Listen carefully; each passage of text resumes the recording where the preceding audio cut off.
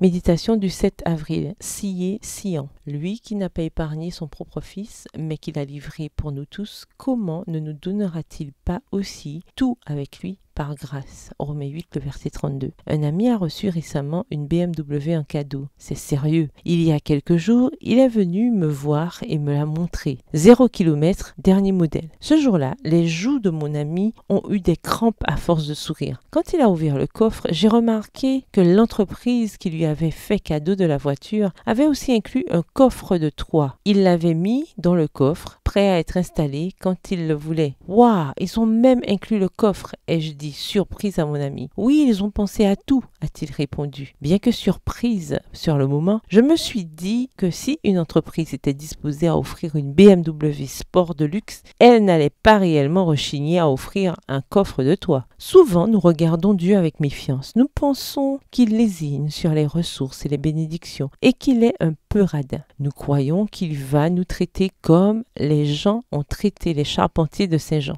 Vous souvenez-vous de cette chanson pour les enfants? Les pauvres charpentiers de Saint-Jean demandent du pain mais en vain, demandent du fromage, quel outrage, demandent du vin, un verre plein, les rend malades, ils partent au loin. Je ne suis pas sûre de la façon dont l'ennemi a réussi à nous faire avaler ce mensonge. Jésus a dit clairement que Dieu était extraordinairement généreux. Quel homme parmi vous donnera une pierre à son fils s'il lui demande du pain? Ou s'il demande un poisson, lui donnera-t-il un serpent? Si donc, vous qui êtes mauvais, vous savez donner de bonnes choses à vos enfants, à combien plus forte raison votre Père qui est dans les cieux en donnera-t-il de bonnes à ceux qui les lui demandent? Matthieu 7, les versets 9 à 11.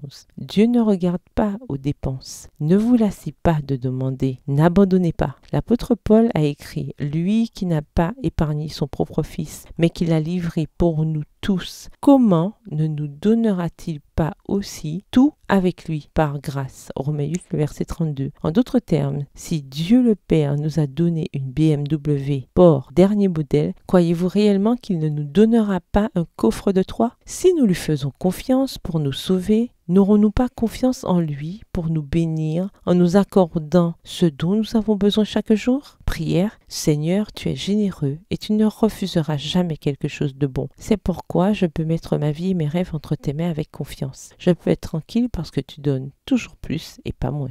Bonne journée, que l'Éternel vous bénisse.